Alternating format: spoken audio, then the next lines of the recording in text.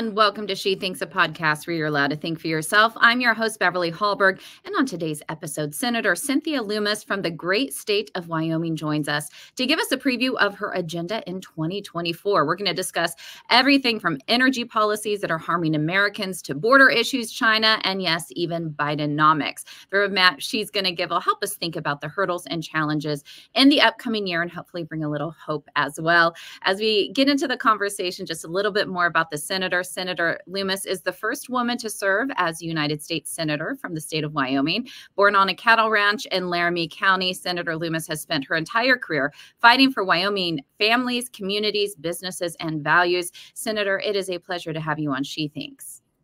Thanks, Beverly. It's nice to be with you today. And I want to start with a personal question. Just as I read in your bio, you grew up on a cattle ranch. What was it like growing up on a cattle ranch? Well, it's a kind of an idyllic way to grow up. I was the third girl of 4 kids. My parents had a small family ranching operation that we all helped with. So the minute we could fully depress the clutch on a tractor, we were in the hayfield. So we were 9 and 10 years old when we started. When you learn how to work hard and that you're an important part of an operation when you're that age, it sort of embeds in you these core values that you take with you for the rest of your life. Stewardship, taking care of animals, doing the job you're expected to do, learning how to be a jack of all trades on a ranch. It's a great way to grow up. You know, you're outside most of the time. You get to see the accomplishments of your day's work. I can't say enough good things about it. Now, I know that even prior to being senator, you were a U.S. Congresswoman. You also served in the House in Wyoming. How did you get from cattle ranch to working in politics, working your way up to senator? I was a senior student in animal science, in agriculture at the University of Wyoming, and I needed some humanities credits. I found a kind of a political science credit to be an intern at the Wyoming State Legislature. And so I signed up for that, and it was one of those life-changing experiences. I just fell in love with legislating. Just 2 years after I graduated from the University of Wyoming in animal science, I was elected to the Wyoming legislature. So 24 years old, I became a state legislator, and I got on the Judiciary Committee. And there were so many diverse issues on that committee that I developed an interest in law. So after 4 years of that, I left the legislature and went back to law school, clerked at the Supreme Court in Wyoming, and then went back and legislated beyond that. Became very interested in taxation because I chaired the House Revenue Committee in Wyoming, eventually became state treasurer, later U.S. Congress, and now U.S. Senate. And based on the state of Wyoming, which does have a lot of natural resources, it's probably not surprising to our listeners that one of the policy issues that you focus on quite a bit and legislation revolving around it is the issue of energy. And I think especially in winter, we think of energy quite a bit because we want to make sure that our homes are warm and that we have adequate access to it. Give us a little idea of how rich in resources Wyoming is. Well, Wyoming is the second largest net exporter of energy in the United States, second only to Texas. We are like 8th in oil, number 1 by far in coal, have been number 1 coal producer since 1986. We have the largest reserves of uranium in the U.S. We have rare earth minerals. Oil and gas are huge for us. So it is by far and away the number 1 economic driver and employer in our state. And I want to bring up a statement that John Kerry made recently. He said that no more coal plants should be permitted to be opened in the United States, but also globally. What would that mean to Wyoming? And what would that mean to the cost of electricity if we don't continue to use coal as a fossil fuel that benefits people, especially those who are low income and obviously need those prices to stay low? In America, about 72% of our energy comes from coal, even right now. So think about just completely erasing 72% of our energy sources and going totally to oil, natural gas, solar, wind, and nuclear. First of all, we're not ready to do it. Secondly, it takes about 20 years to get a new mining operation permitted. So even for finding the types of critical minerals that are necessary to build electronic vehicles and convert to an electric vehicle car fleet in this country, we can't do it for 20 more years. We're buying too many of our rare earth minerals from China. We're very dependent on them, even though we don't have to be. There are places all over the U.S. where we could produce the critical minerals necessary to move forward, but we choose not to. We've seen declines in the opportunities to produce oil and gas and coal in Wyoming. Recently, just a week ago, 19 employees were laid off at a coal mine here. Energy prices are going up in Wyoming. Pacific Power has proposed to our Public Service Commission a very large, very steep rate increase, even though we are exporting from Wyoming way more power than we need to consume here. And these are all government-induced problems. We know that we can produce energy in the cleanest manner in the world, including from sources that are fossil fuel based. We know that we can now trap carbon right out of the air. We can capture it. And we know that some of the formulas that are being used to make CO2 policy globally are in error. For example, Beverly, I'm in the cattle business. I was raised on a cattle ranch, still am in the cattle business. Bill Gates has spent many months trying to change the global consumption of meat, saying that cattle, for example, are a significant contributor to CO2 in the atmosphere. A study at Oxford University in England that revised the formula to make it more accurate, then applied that new formula to cattle in Italy and found out that they're not emitters at all. They're carbon sinks. They help trap carbon in the soil in a way that diminishes CO2 in the atmosphere. So we have these very aggressive policies that in some cases are based on faulty economic models, yet they're driving policy globally and even in the United States, where we have the cleanest energy in the world for a very large energy consuming country. Well, even the UN asked Americans in the past couple of weeks to reduce their meat consumption. So this is a big push to get people to stop eating meat. And one of the things I want to bring up is that often these policies that are enacted, they're typically more through regulation, through government agencies than legislation that is voted on, correct? And Absolutely. so what is, if you could expand on that a little bit and also talk about what that means then for the energy industry when things could be changed at the drop of a dime, depending on what an agency may want to put out there as a new regulation. Okay, let's roll the clock back a little bit to when Donald Trump was president. We were energy independent and we were an energy exporting country. Now, when Joe Biden took office, one of his first actions was to shut down the Keystone Pipeline's construction and was to put so many regulations on the development of oil and gas and coal in this country that it diminished our ability to respond not only to our energy needs, but our other countries' energy needs. That required President Biden to go to countries like Saudi Arabia, and even Iran is getting to produce more oil to the tune of $80 billion. Their oil revenues now being used to support Hezbollah, Hamas, and Russia's efforts in Ukraine. So we're shooting ourselves in the foot. This is a self-inflicted gunshot wound, and it's happened through regulation, not through legislation. The good news is it can be undone.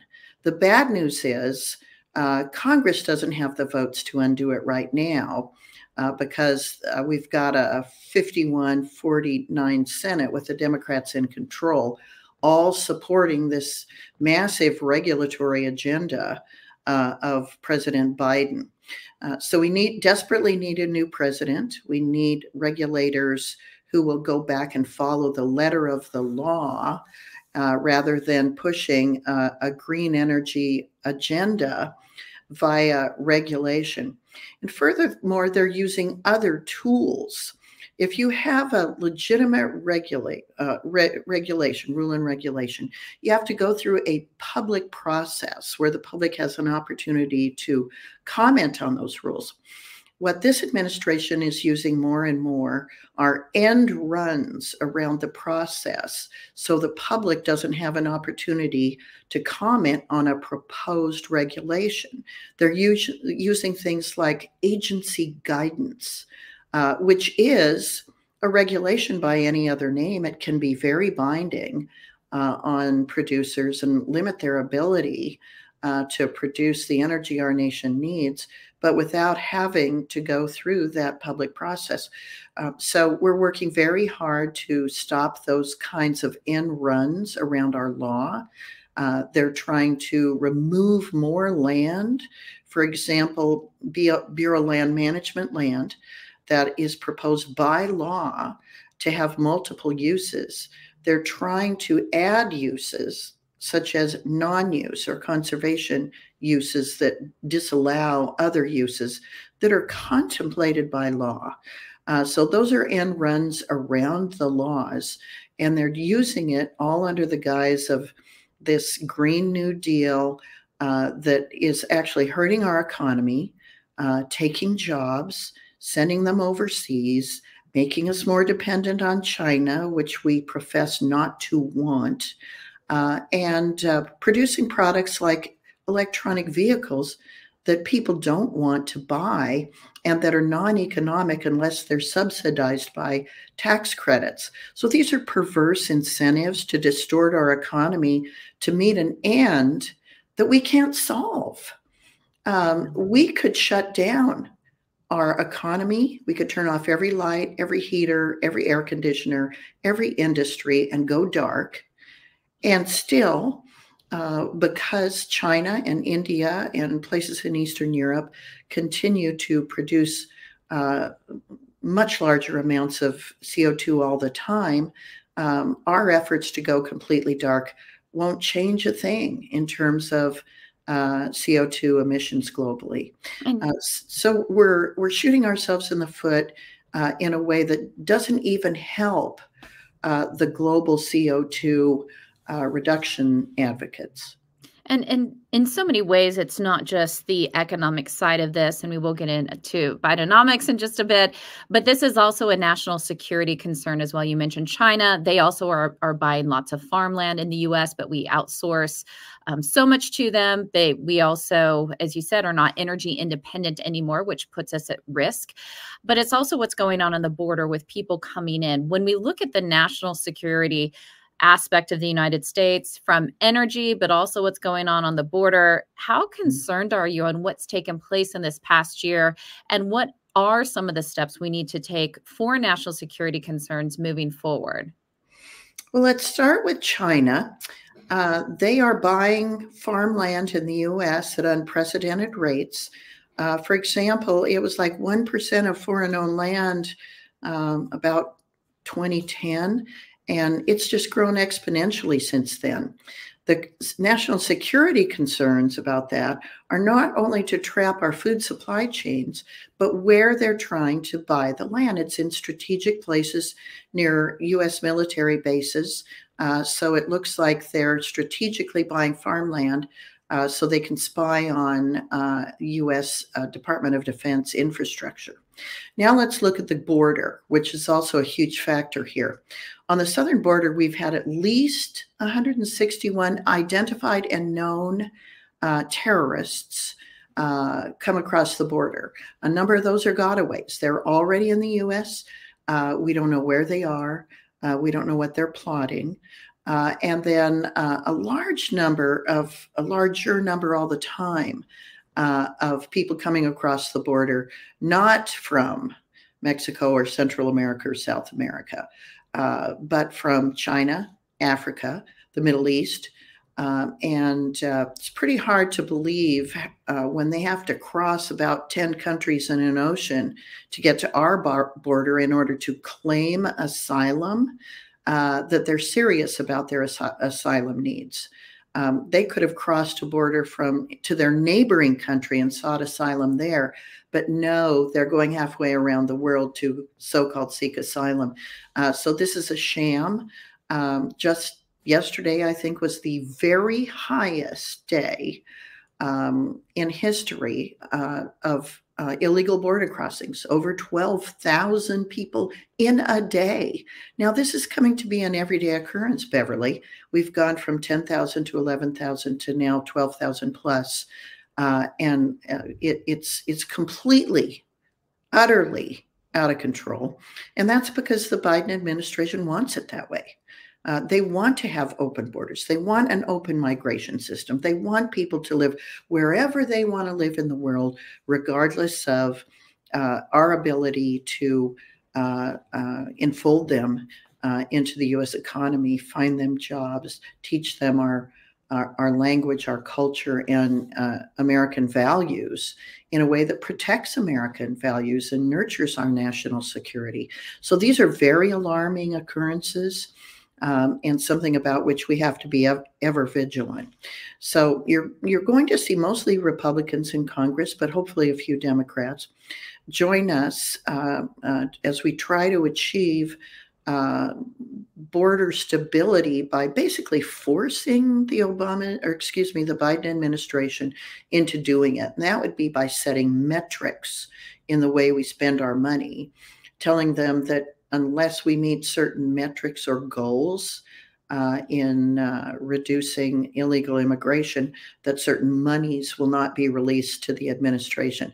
That's a pretty sad way to have to make policy, but that seems to be where we are, Beverly, because these 8 million people or more that have to be absorbed into the United States economy during this Biden economy, you just can't be absorbed responsibly. You've got people living in streets, living on soccer fields so American kids can't use them, living in hotels, and they don't have the jobs or the skill sets that are needed.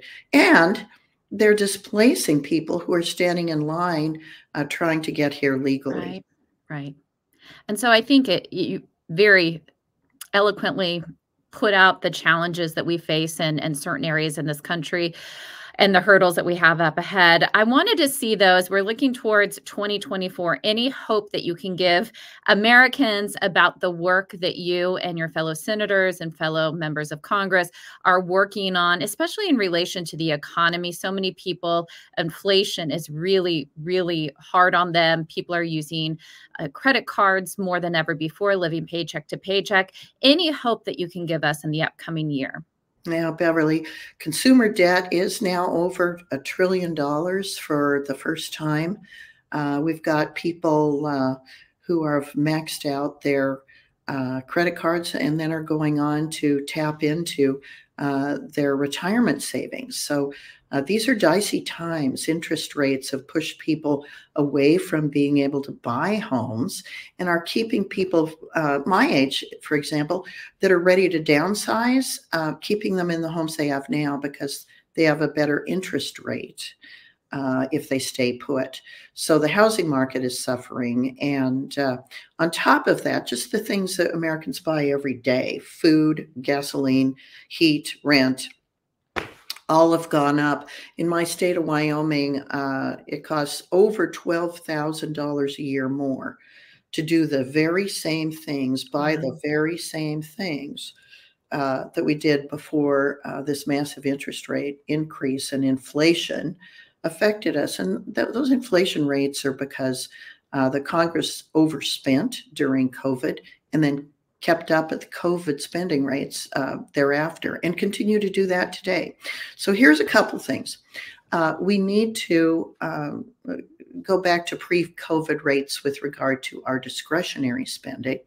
And if we really, really care about Social Security, we'll make some changes in order to save it instead of tell people there's nothing to worry about, because there is something to worry about. If we let it go on autopilot the way it is now, we're going to hit a wall where Social Security benefits will drop by about 1/4 in 1 year and then continue to go down from there. And the reason we're doing that is because neither party has the political courage to fix it and to inform the people of this country what it's going to take to fix it. Now, Medicare is under even more stress because it's going to become insolvent even more soon than Social Security. So we have what we call entitlement spending. That's the Social Security and Medicare being approaching insolvency. And then we still have this extreme spending in what we call discretionary spending. So we really do need to reduce both discretionary spending and reform in order to preserve the ability of our Social Security programs and Medicare programs to be able to serve our elderly. So I had proposed setting up a commission to help us work through these matters, bipartisan, and then have a vote on whatever bill is produced, up or down vote, so we can't avoid the topic any longer. We're having a hard time getting traction on that, Beverly. Yeah. Even that, there's a tremendous resistance by people here who are, worried about their own reelections, with both parties so neck and neck in both houses of Congress. Neither party wants to be the one who proposes changes that the other party can try to dump on or exploit at the polls. So we're in this terrible political stasis that makes it hard to solve those problems. It's not that hard to solve Social Security, to be honest. We know, because it's run by actuarial tables like a normal retirement system. So there are levers and things we can do that would prevent us from having that dramatic effect. But we don't have the gumption to do it. So first we need some gumption. We need people on a bipartisan basis to come together on these things. I don't see it happening in 2024. The best thing I can see that could happen in 2024 is retiring the Biden administration.